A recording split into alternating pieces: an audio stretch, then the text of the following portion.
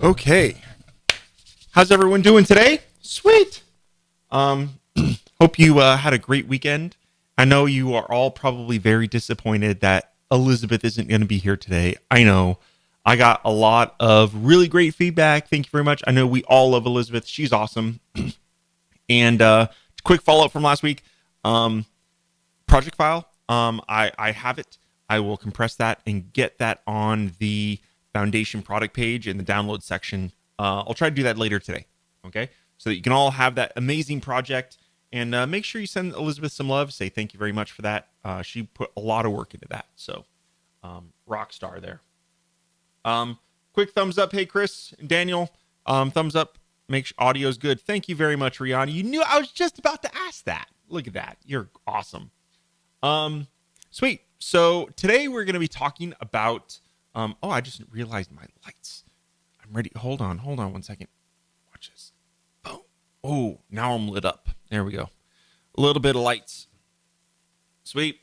So yeah, we have a really, really cool, idea today. I actually collaborated with Elizabeth today a little bit. So, what we did was, kind of came up with a list of tools. I'm going to show you kind of what she uses. I'll show you what I use. That's kind of in the same category. And I can go for a long time talking about apps, and I am just an app whore. Like I love playing around with apps. This is fun stuff right here. So I really love playing around with apps, and hopefully you do too. And so yeah, we're going to be going over all kinds of cool stuff today. So without further ado, let's go in and jump in.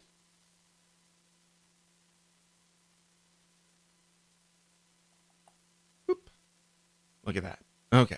So, oh, wow. Don't want to. Oh, that is my live streaming software. I got to put that on the other. And look at that. You don't need to see me. Okay, cool. There we go. Blank desktop. Hey, Erwin. Thanks for coming in today. I like it.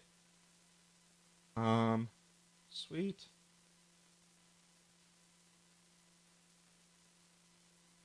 Cool. So let me bring up my list really quick.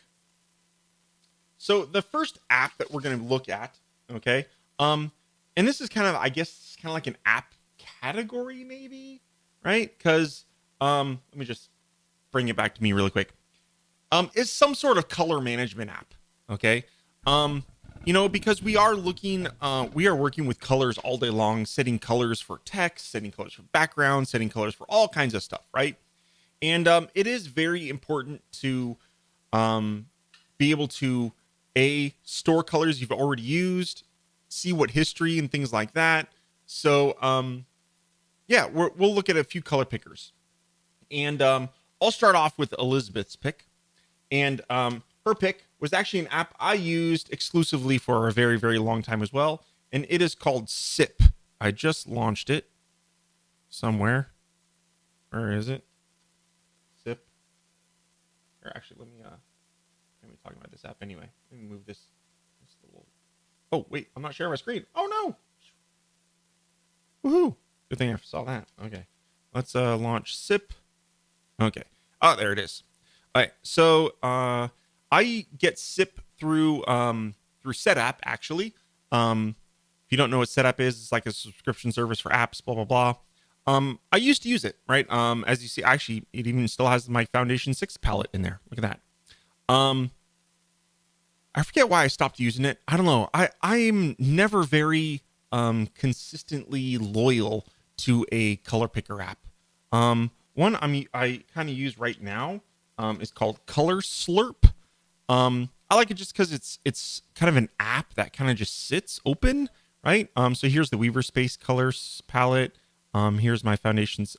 I guess I didn't create. I just have a Weaver Space color palette, right? And yeah, I mean, it has a color picker and, all that jazz that other ones do. And SIP's great too. I mean, SIP is awesome.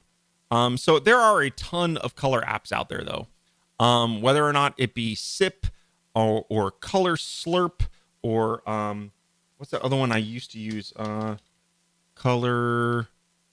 Oh man. There was another one I loved for a while that had like a little drawer that popped up from the bottom. I own probably every color picker from the App Store, right? I've bought every single one, and Actually, oh, I got an idea. Let's launch Launchpad. Let's do web. The only time I actually ever Pika. There we go. Pika was the other one. The only time I use Launchpad is I organize Launchpad into groups so I can see things really quick. And I forget Pika has like a bunch of keyboard combos. I don't remember what I did with it. Okay.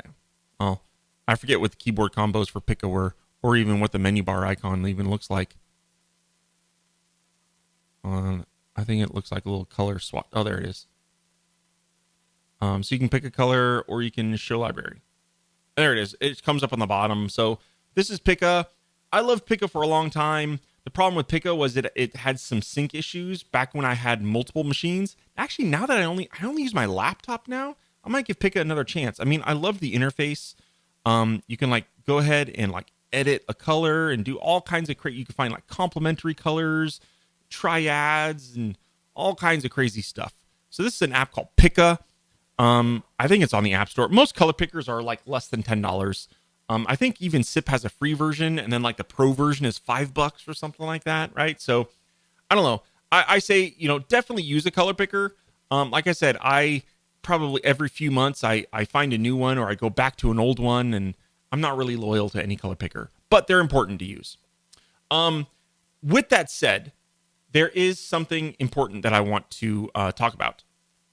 And that is, it was actually brought up in the Weaverspace community today.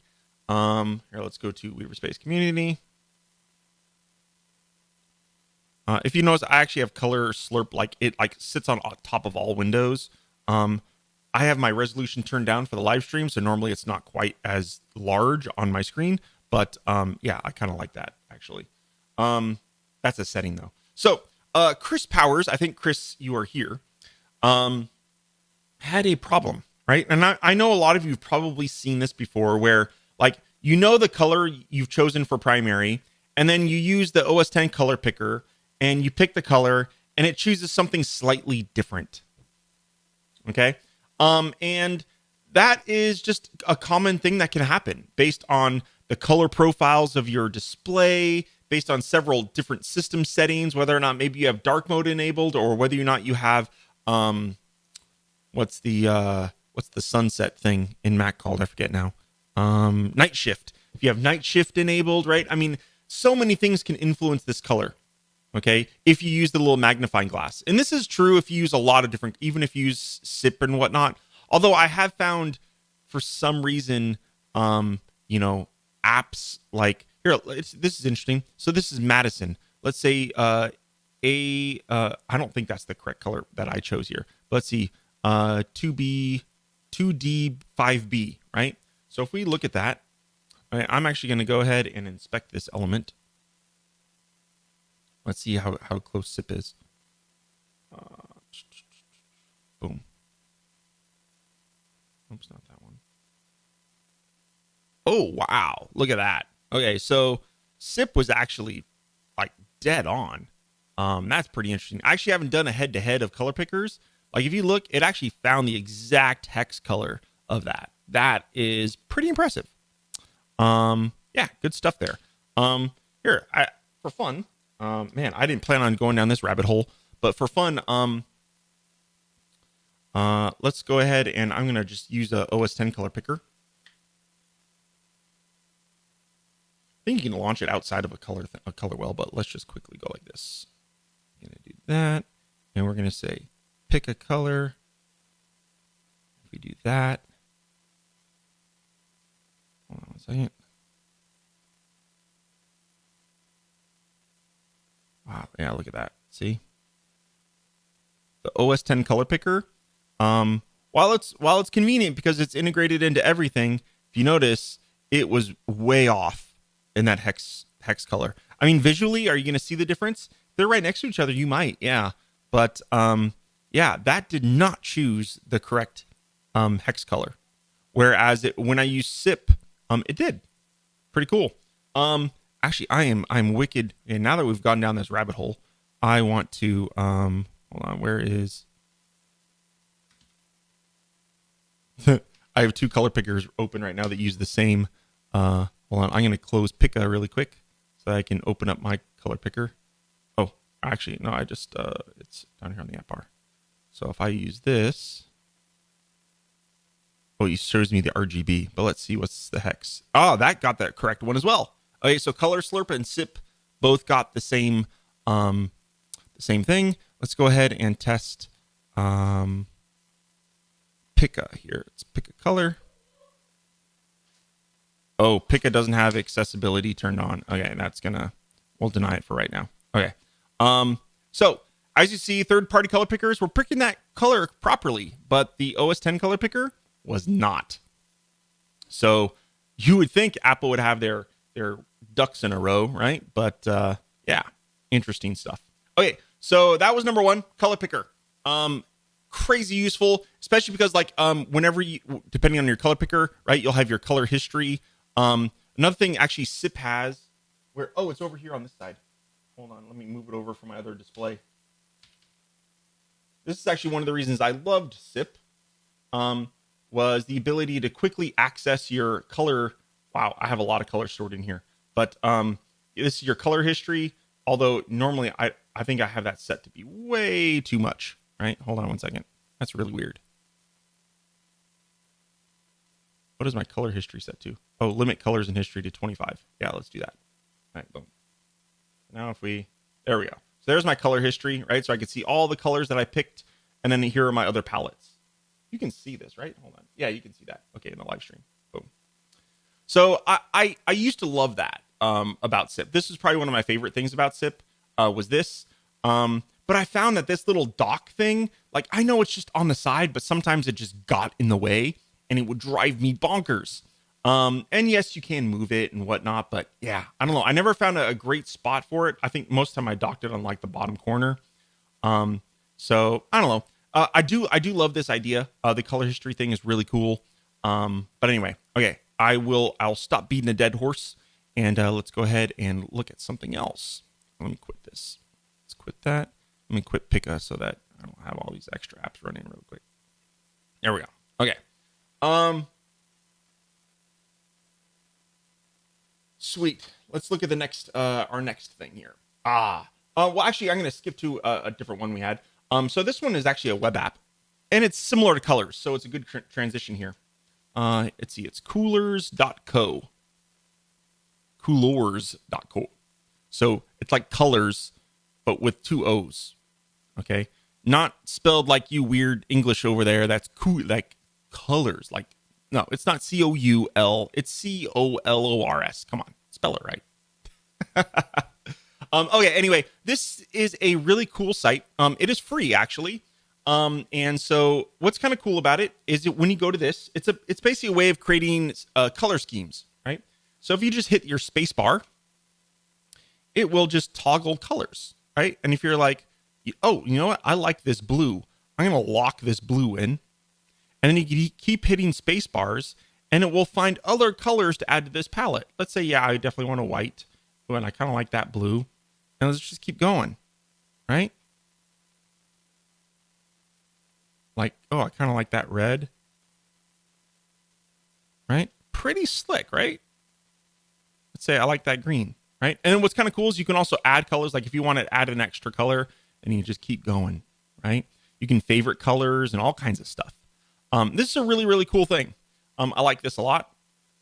And another thing you can do is you can actually look for color blindness, right? So they have some tests that like, because, you know, nowadays, you know, with all the accessibility stuff, you want to make sure that, you know, all that stuff. I don't fully understand. I'll be perfectly honest here. I don't fully understand all of what these color blindness things are. So if you are an expert though, that'd be awesome. I know that this color scheme that I put up top is what I chose. And I believe when you choose these various other color schemes, these are the colors that whoever has acromitopsia, whatever that I'm horrible at English. Okay. So anyway, these are the colors that those people that have that particular color blindness see, which is kind of crazy. This one, protanopia, man, that one is totally different. Like look at this red and they see green. That is crazy. That is nuts. So anyway, This is kind of cool. So the color blindness thing, you can also like adjust the entire palette. Like if you're like, you know what, I want to adjust the brightness. I want to kind of darker, you know, this same color tone, but slightly, you know, less bright, or I want to up the temperature, or, you know, down the saturation, stuff like that. So you can adjust your entire color palette. Oh, adjusting the hue, that's kind of crazy. You know, on the fly, which is kind of cool. And then like what you want to do is afterwards, you can export this. You can export it. You can either copy the URL. You can save it as a PDF, which is a cool thing. You can copy CSS if you want to, you know, I'm not sure what CSS this gives you, but yeah, this could be really cool stuff, right? You can also, I guess you could do an image. I thought you could export it as like a color palette, but I guess not. But if you're here, let's download it as a PDF.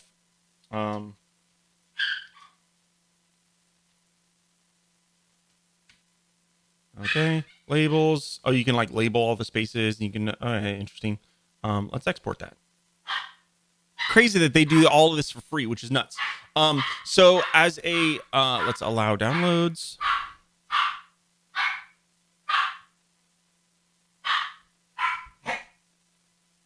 Sorry, my dog was barking. I had to yell at her. Okay. So did that download? That did download. And it outputs just a really, really nice document. Like if you were to, you know, present this to customers, this is really cool. This is very nice, right? Obviously, it is branded with their stuff, but I mean, you got it for free, right? So, but anyway, if you see here, they give you all the hex values, all the RGB values, HSB values. You can, you know, you can probably just color pick these as well. Like if you just, you know, use my color picker, pick that, you know. Although if you noticed, interesting, the hexadecimal value. Oh no, it is correct. My bad. RGB 141. Nope, that is correct. Okay, cool. Interesting. When I did that, this was a different color value there. I might have HSL there or something like that. Okay. So yeah, coolers.co is really cool. They do have an iOS app. I think it's like $3.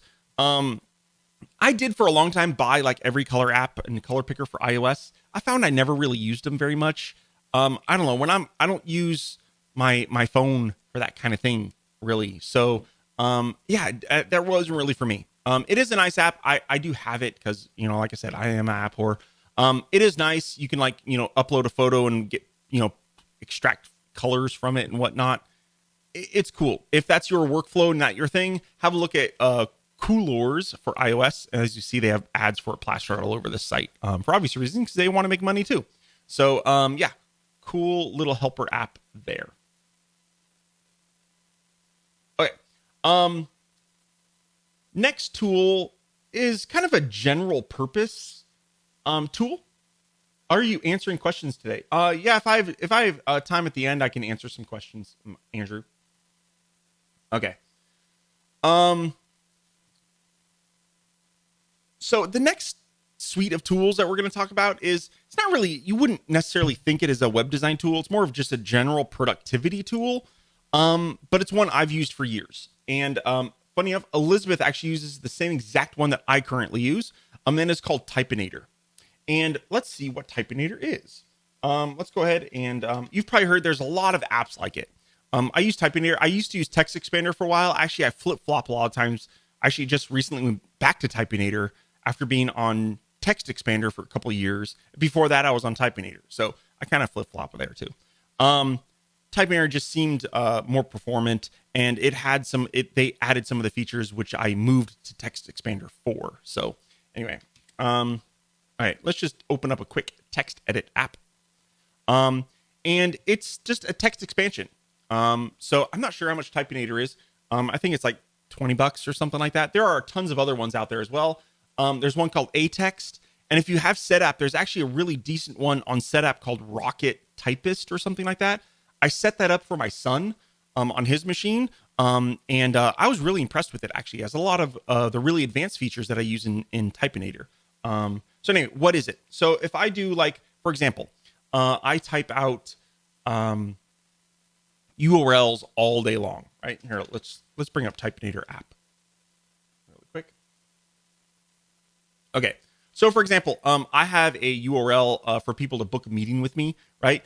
And instead of typing this URL all the time, I have a snippet for it. So I just do : book me, and there we go. You can book a meeting with me.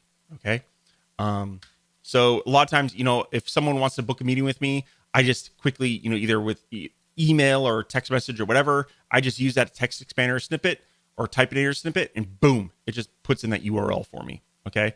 So you do a lot of really cool stuff. My email. So like if I want to, we're typing our emails all the time. I just do : EM, I do : EM actually, right? And that fills out my email. I also do, a popular one one I use probably 50 times a day is, I type in my URLs for my product pages all the time, right? So what I do is I type WStacks. And if you notice, what that does is that inputs, hopefully you can see this, looks like you can. It outputs a little question where I can put in a field. And let's say I wanted to do foundation. Hit enter. And what it does is it automatically prepends that what I typed into the actual text, right? Other thing you could do, like I do like Hipsum for like lorem ipsum text, right? All kinds of crazy cool stuff like this. It's just a really huge productivity tool out there. I think you should look, if you're not using a text expansion, if you want to actually get started, a lot of people don't realize this, but in OS X system preferences, if you go into keyboard, where is keyboard? There it is, keyboard. And then if you go to shortcuts, and if you go to, I think it's shortcuts, or is it text? It's text. Sorry, text. Okay. If you go to text, like these are a couple, you can actually, if you don't want to go full on in with Typinator or Text Expander or one of those apps, you can just do some simple stuff in here, right? And what's kind of cool about these is they sync to your iOS device. So like if I type in JWNet or OMW, these text expansions also work on iOS. Really, really cool, right? So these work the same exact way. Like if I type OMW, if you see there, I just hit enter and OS X automatically populates that for me. So the interface is a little bit different. It's obviously not quite as advanced as Typinator does.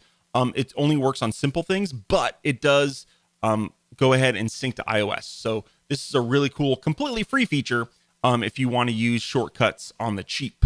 Okay. There we go. And again, Setapp has I was actually really, really impressed with, I'm pretty sure it was like Rocket.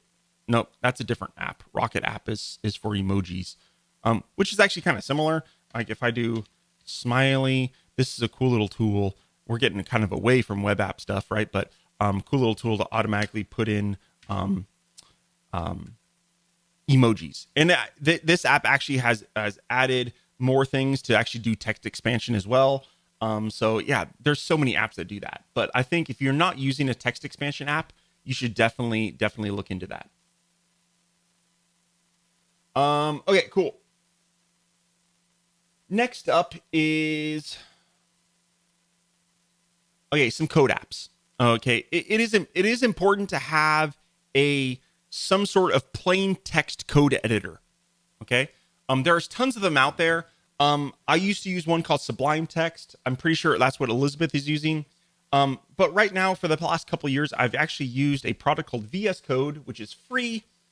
Sublime Text is free as well. It's kind of nagware. I think until you buy it, it kind of constantly asks you to purchase it, but you can use it forever for free.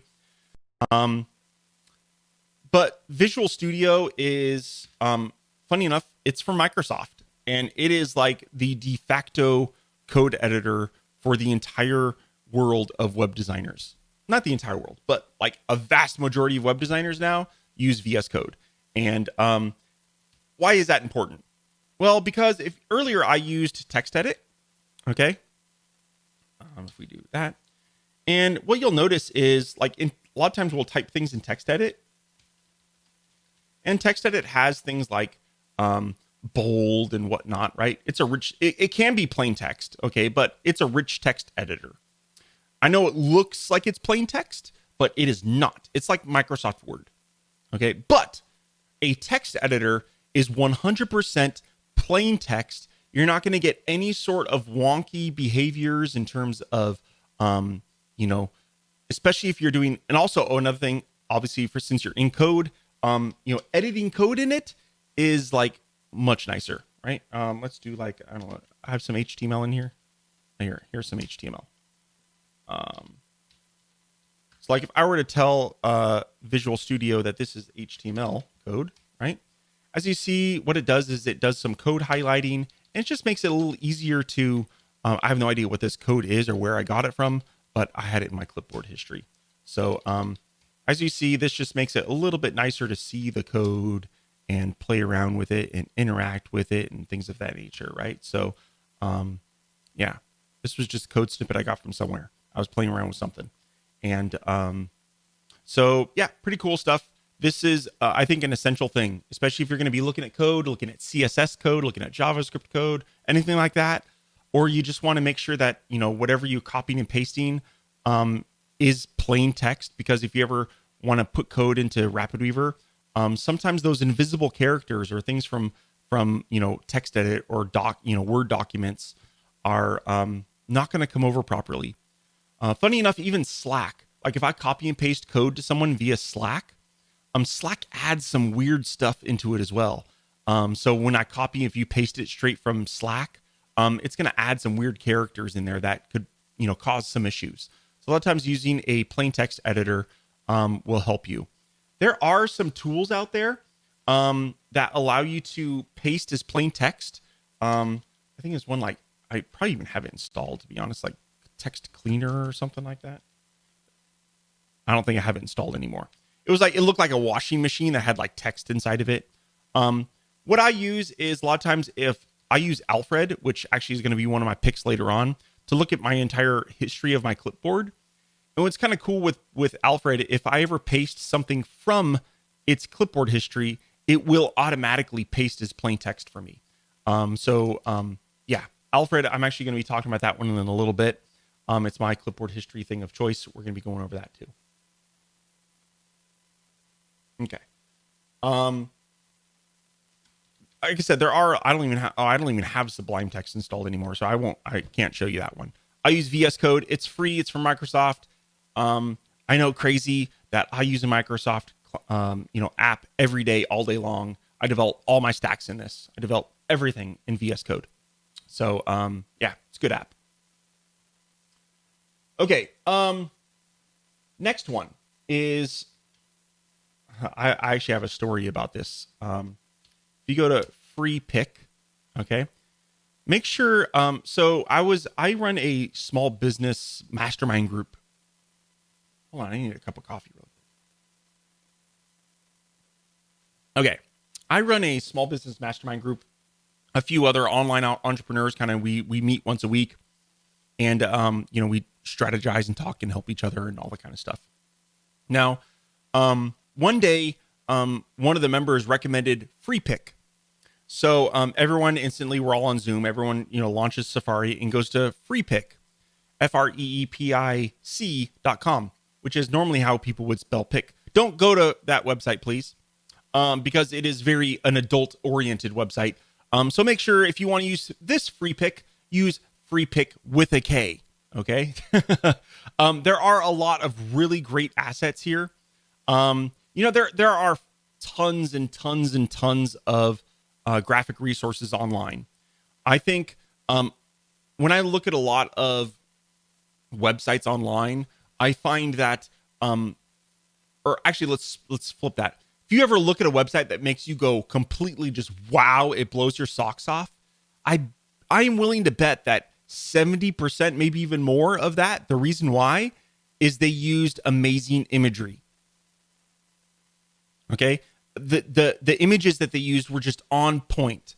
Okay, they were edited properly. They were good quality graphics. Okay, and Free Pick has a lot of really great stuff. However, okay, I personally, I actually love Adobe stock. I'm gonna say, like, I find a lot of the stuff that's on Free Pick There are tons of other free resources. Here, I don't know. I talked about, I think on a live stream about a lot of these before. What's the one that there's one integrated into RapidWeaver? I even forget what it's called. Unsplash, okay, is another one, right? So Unsplash is the one integrated into RapidWeaver resources. There's a lot of really great, beautiful photos here, right? But I think a lot of the really, really nice ones on these services you have to pay for. Or a lot of times you'll see, if it's a really great free resource, a lot of times you'll start seeing that image all over the place on the web, right? And I have found that Adobe stock, like all of their stuff is really, really, really, really nice. So yes, I forget. I think I pay $30 a month for Adobe stock, but their stuff is second to none. I think. Okay. But with that said, there are a lot of amazing resources on FreePic. Some really cool, unique stuff as well. There's vectors, not just images, but there are some vectors and Photoshop files and stuff like that. Right. So, and if I'm looking for a small graphic, a lot of times I will start with places like FreePic or Unsplash, just for something like, for example, the backgrounds on my thumbnails on my YouTube videos. I just use Unsplash for that. It's not a very important image. It's just kind of an accent image, just something in the background. A lot of times these free sites for, if you just want something simple like this, or maybe some accent flowers and stuff like that, I think these are great resources. Actually, these patterns are quite nice. So you can find all kinds of interesting images online. Check out FreePic. They have a premium service. I don't even know what the premium is. Like I pay for Adobe stock, so that's where I get my premium stuff. I don't know. Maybe I should look at FreePic though. So anyway, check those out. There's a lot of great ones as well. Shutterstock. I used to use Shutterstock a lot. They kind of, I don't know, they kind of seem to start getting the same old things, or I don't know. I forget what I didn't really like about it, but I moved to Adobe stock, and I haven't moved back. I love it. Okay. Next one.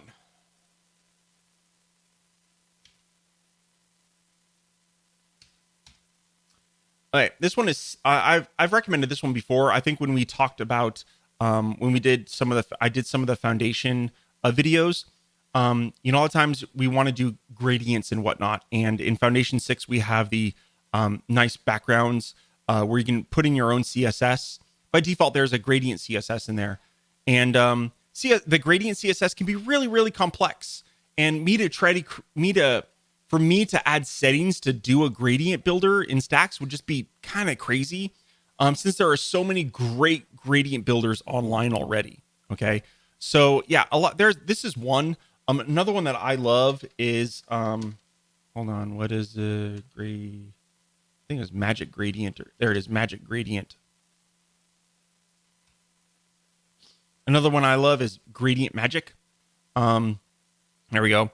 What I like about this one is it actually has like a lot of kind of like preset ones, right? So you can kind of browse through, kind of like wallpaper. Wallpaper Stack has a lot of pre-baked in gradients, because sometimes making a really nice gradient is kind of hard, right? So just kind of seeing a collection of gradients that you can use, and then you can kind of go in here and tweak them, if you want, right? So you can click on that one. As you see, you can see a bunch of variations of this. You can change the colors and all kinds of stuff, right? So pretty cool stuff. I like Gradient Magic, but CSSGradient.io is a nice one as well. You can do radial gradients, linear gradients. Here, let me just show you an example of how you could do this, right? So let's take, most of the time we prefer linear gradients, right? So let's say we want to add this gradient into Foundation, right? So let's go ahead and let's launch RapidWeaver.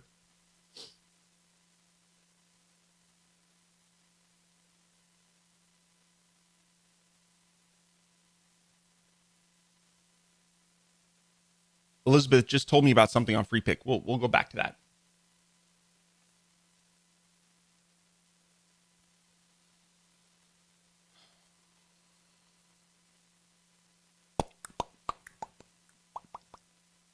Well, while Stacks is loading, let's go back to freepic.com.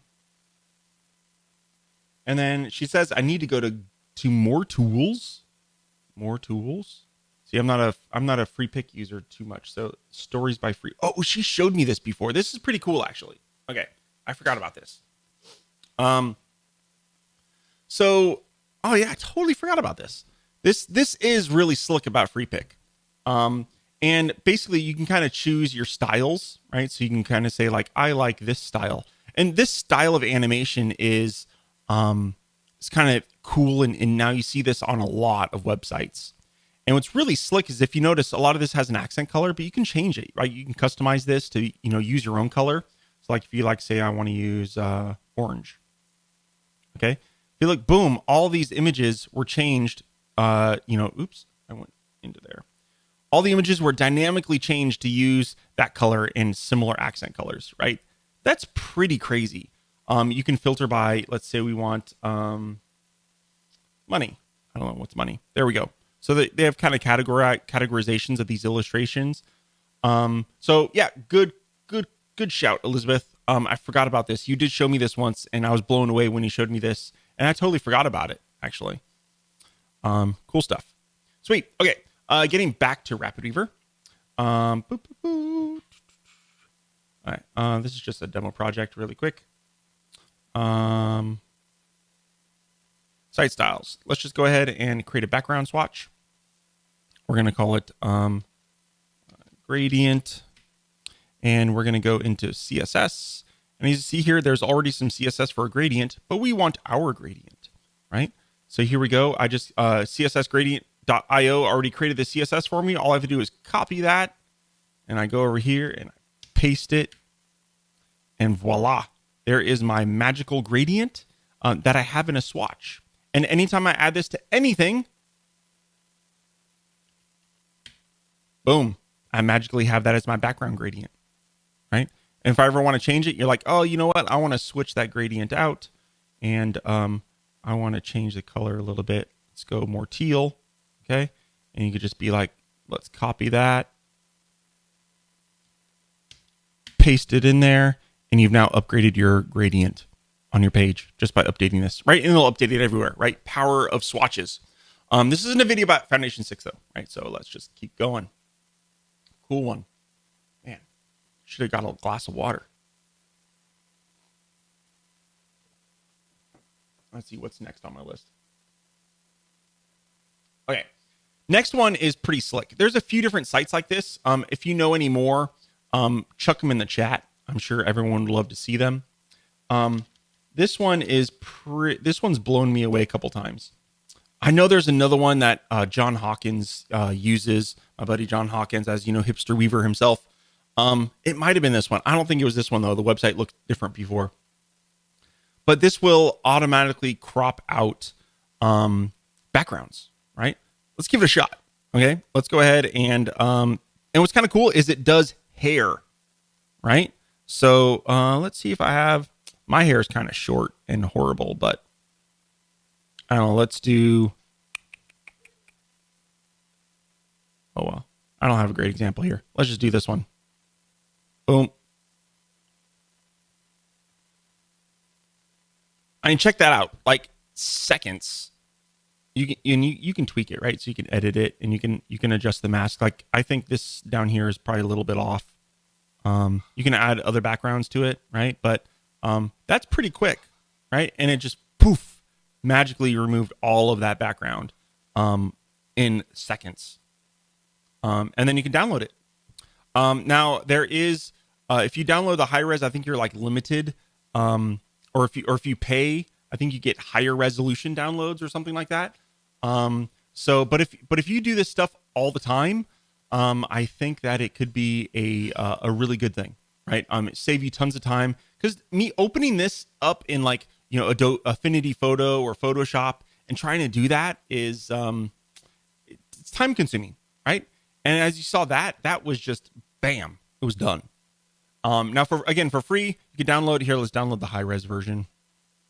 You have to have a credit to use the high res version. Else the preview image is 500 by 500. Okay. So if you don't need an image bigger than 500 pixels, open over there. There we go. There's me at 500 pixels with all the background cut out. It's impressive. so fast. There are other apps that do this, other online tools that have similar pricing. I forget the names. If you have any, show them chuck them in the chat. But yeah, remove.bg is really cool. A similar service, while we're on web apps, actually, I think it's Sticker Mule. Hold on one second. What do they call it?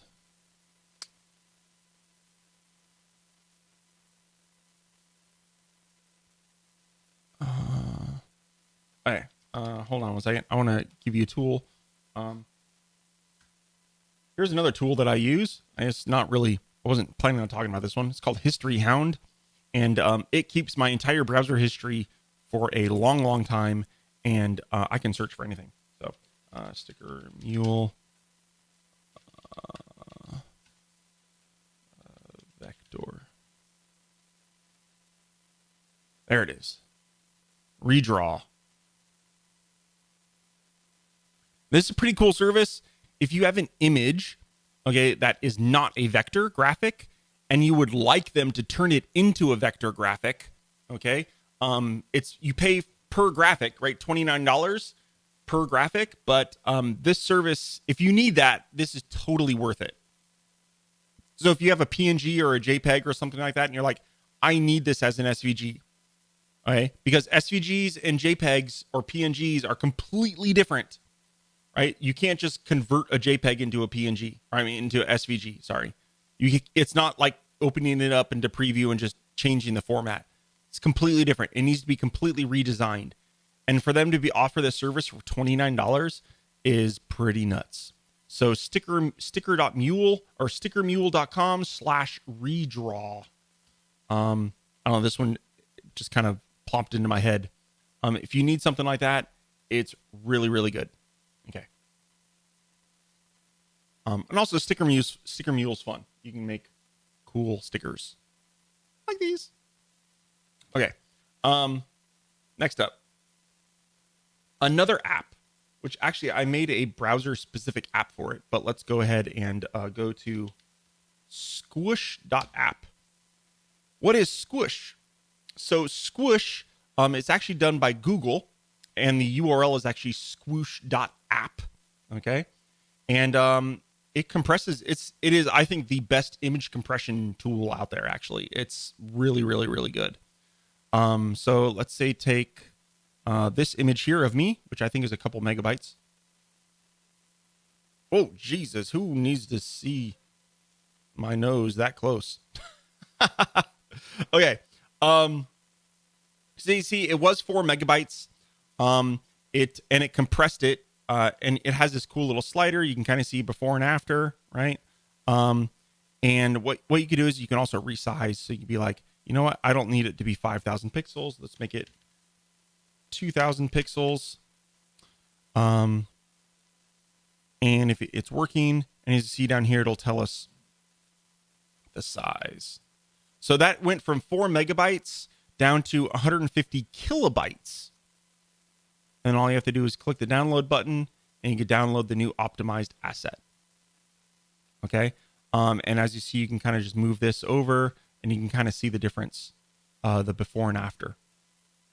So that's squish.app. There are a lot of other ones like this. There are Mac apps for this as well, like Tiny PNG or Image Optum. We've talked about image apps before. I just thought this was kind of a new-ish one I would talk about. Another one that I know a lot of people use is called, I think it's Tiny PNG. I know a lot of people love and swear by tinypng.com as well. So you can check that out. I find Squish is really, really good. Although, to be honest, for convenience, I mostly use, apps locally. I use Image Optum, and which is free, right? So Image Optum. I use Image Shrinker as well. And I've kind of talked about these on previous live streams, but JPEG Mini is another great one. And I've kind of learned over the years, after using all 3 apps so often, which app is better for what type of image. It's kind of hard to say. It's just, I just kind of look at the app and be like, oh yeah, JPEG Mini will work best on this image, or something like that. So, yeah. But Squoosh does a really great job. I love the before and after sort of thing. You can keep tweaking your settings here to kind of get the look that you want.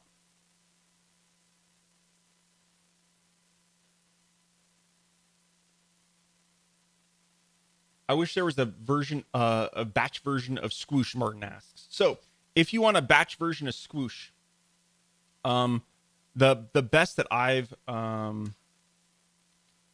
if you check out Image Shrinker app.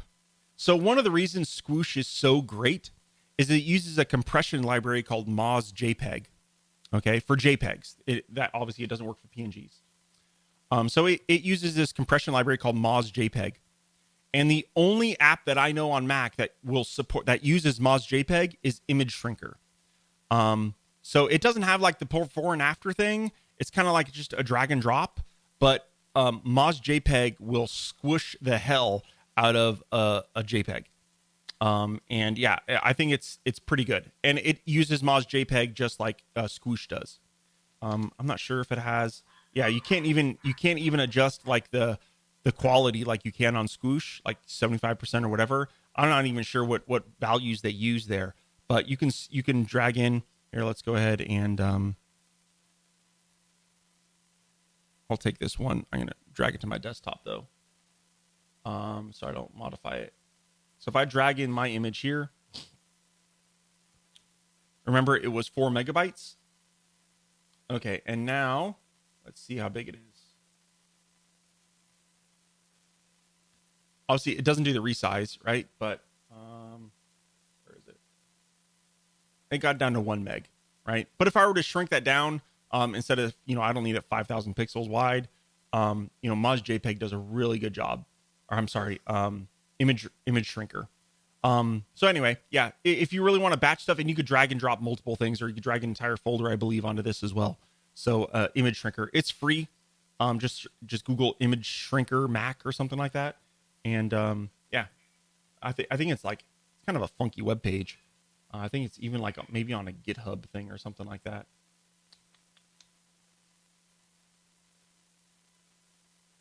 Does it have? No.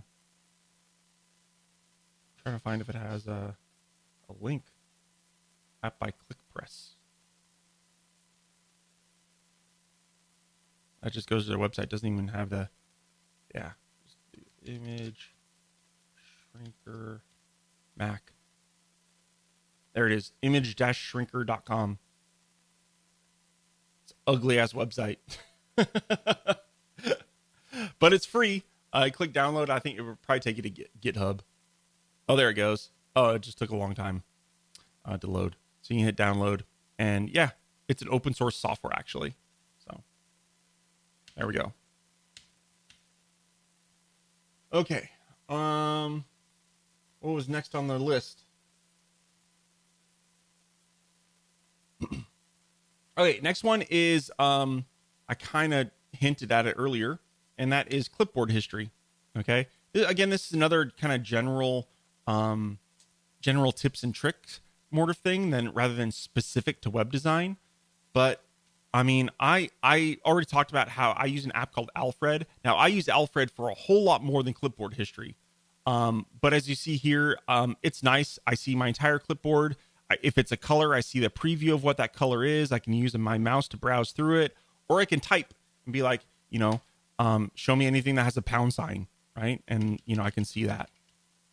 I can search for, before I wanted to look for an HTML snippet. So I looked for div, and I knew, that would have some HTML. So I can filter my entire clipboard history. If you notice this particular one, look, it was copied on July 22nd. So almost a month ago. Right. So, yeah, I think Alfred I've tried a lot of clipboard managers. I love Alfred. I use it for a whole lot more. I use it to launch apps, open files, do all kinds of stuff, which I probably won't get into right now. I know I've done videos on Alfred in the past too. So, I think I did my favorite Macs app live stream a long time ago, and Alfred's definitely one of my favorite Mac apps. But Elizabeth uses one called Copy Clip. And let's have a look at it. Never used Copy Clip before. Oh yeah, I've seen the icon. I recognize the icon. So for $8, it's nice. I know a lot of people also use, if you have Setapp, there's one on Setapp called, I think it's called Pasty. Pasty? Paste. There it is. It's just Paste.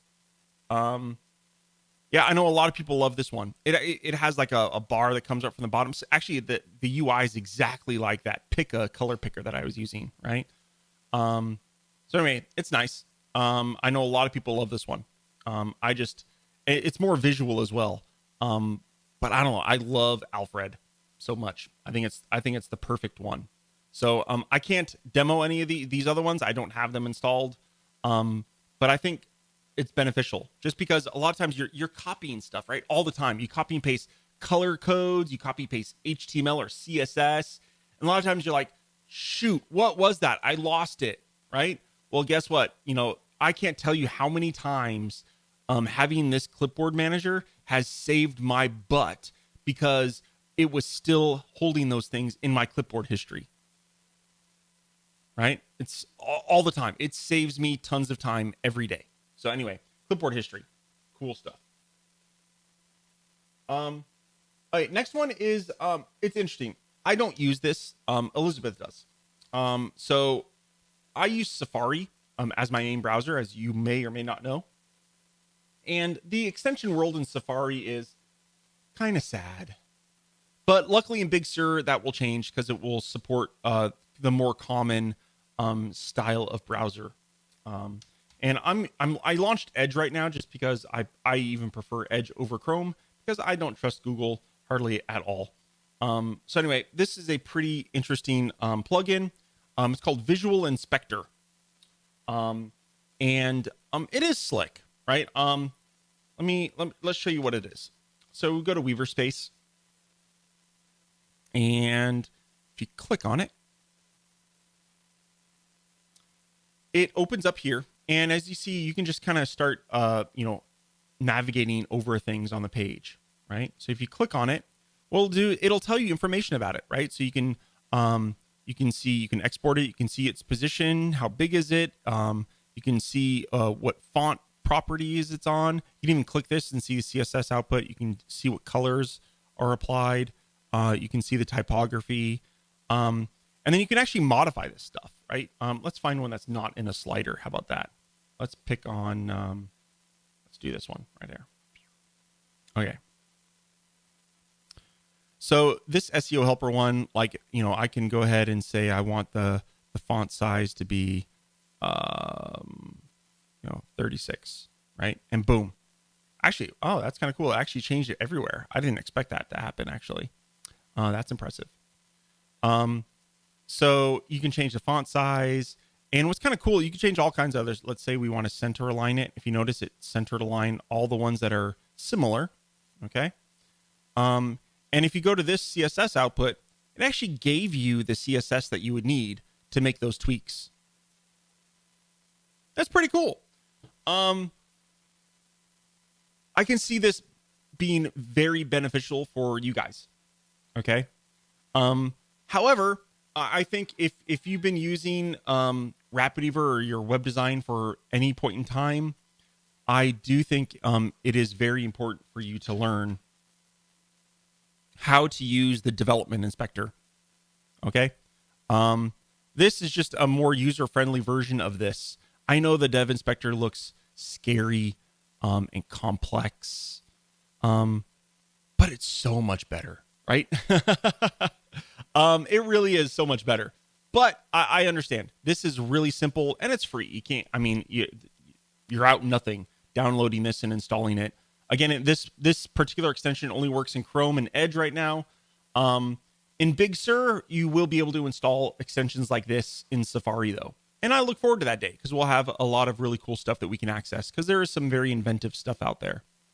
There is another browser extension. I purchased it. I think it was like $10 or something like that, just because I wanted to play around with it, and I thought it would be simple to help you guys out, and maybe it would be good. And it allows you to just quickly hover over things, and you can see the CSS, and if you click on it, it'll copy like all the CSS. It's a quick way to like inspect things. Now that I've seen the one that Elizabeth kind of showed us, I think that one's even better, right? I think this one's probably better. Let's close that other one. It's just really slick. I do think it's nice, right? Can you actually, you can actually adjust these things too. You can adjust the margin and paddings all from right here. This is a nice looking tool. And for free, you can't beat the price at all. So yeah, check out this. It's, Visual Inspector for Chrome.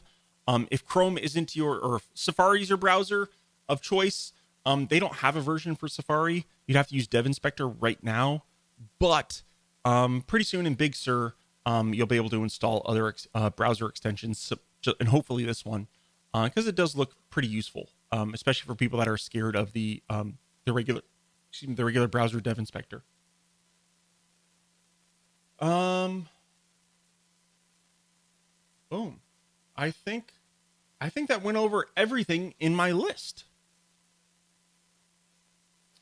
What is the name of the extension? Yes, Visual Inspector. So it's just Visual Inspector. So if you just search Visual Inspector for Chrome, it's in the Chrome store and it's called Visual Inspector. So there we go. Visual Inspector. It's nice. Has some pretty cool stuff. Definitely recommend that. Peter recommended something. Cover. Yes, that's a great one, Peter. Let's look at that really quick. Here is another. It's similar to stock videos, or it's stock photos, but it's videos, right? So if you want some stock video footage, check this one out. It's very nice. I'm not sure about the licensing or whatnot. Make sure you check all the FAQs if you need to give them credit or whatnot. And that's true for all of the other image services as well, especially the free ones.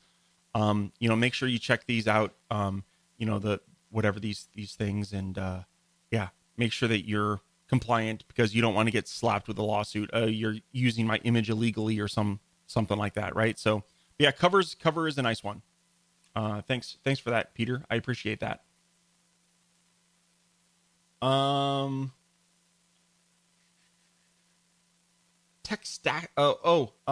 said Textastic. I always had a problem saying that one, Sarah. I think I have it installed. Oh no, I don't anymore. I used to. Textastic for Mac. It also has an iOS app. Brackets is another one. Someone recommended Brackets. Although I think browsers, Brackets is going bye-bye because of, I think they got acquired by GitHub, I think. And now Microsoft owns GitHub, which then also does Visual Studio. So yeah, I think Brackets days are numbered. But that is another one.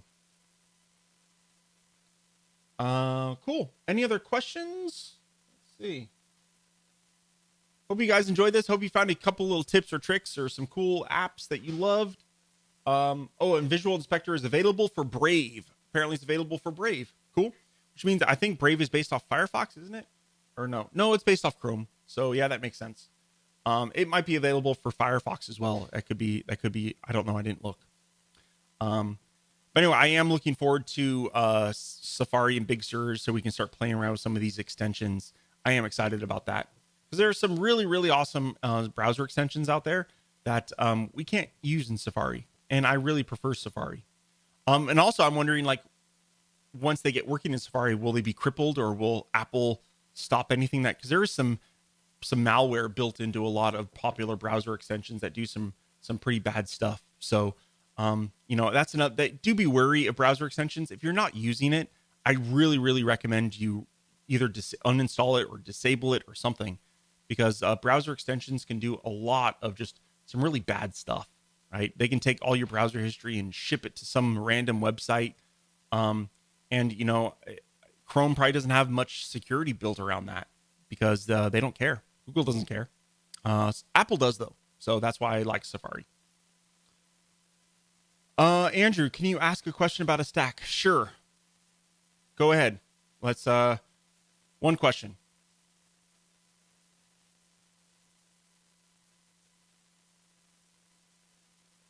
Scott, ask it quick, Andrew.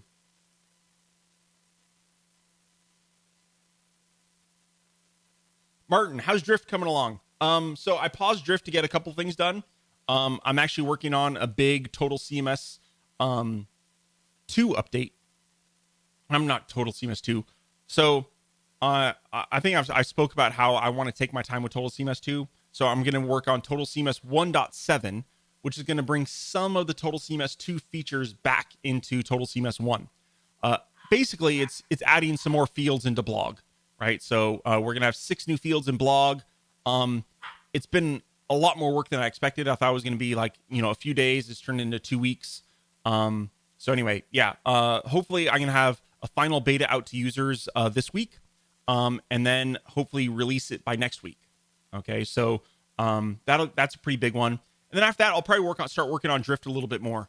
Drift has turned into quite the stack, actually. Yeah, it was just a simple animation thing, and it's now like an entire, like, the de facto, it's going to be like the animation stack for RapidWeaver users. Like wow, it's going to be a premium, really nice, amazing animation stack with timelines and all kinds of really cool, crazy stuff. So really, really excited about that. Oh, Munich's winning. Nice. Okay. Let's see. Hopefully, Andrew, what stack do you recommend for Facebook page embeds? Okay, so I'm not sure. Like, I have an OEmbed stack, but that only does, like, you can embed a post. You can't, like, embed an entire Facebook page. Facebook doesn't let you do that. So you can embed a post using my OEmbed stack and maybe a few other things, but not an entire page. It's just Facebook limitations. So sorry about that.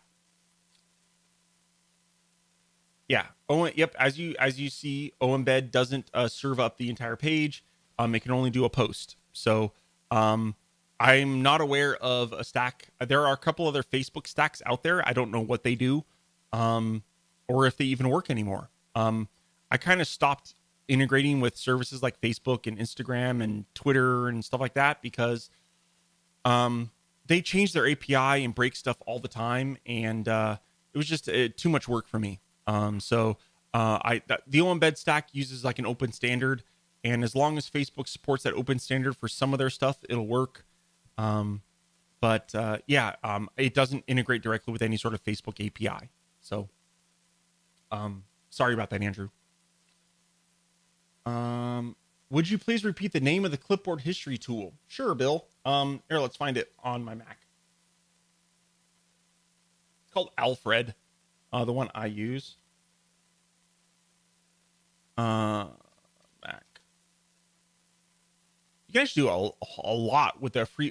The app is free, and then you can buy this something called a power pack. But you can do a lot with the free version. I believe that the clipboard history is a part of the free version as well. You can do all kinds of crazy stuff with Alfred. You can do all kinds of automation and integrations and all kinds of really nifty stuff. But yeah, check out Alfred. It's alfredapp.com.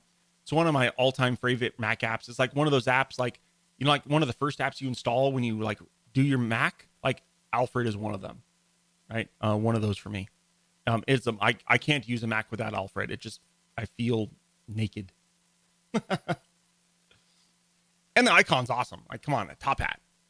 I have a bowler hat. I should get a black with an Alfred bowler hat. That'd be cool. Okay, let's see. Drift is great. OEmbed, okay. Worry, blah, blah, blah.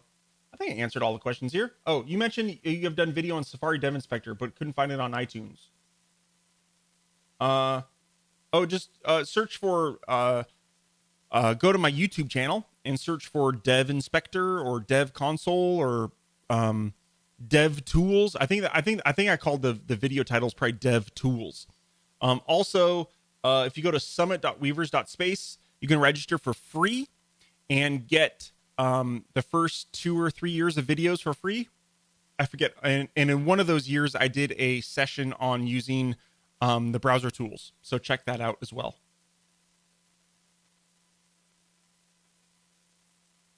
Do I still use IconJar 2? Yes, I do use IconJar. I started using another one recently called Nucleus. Shoot, I don't even remember. I just got it too. Nucleo. There it is. This one is so yes, I do use here. Let's bring up IconJar.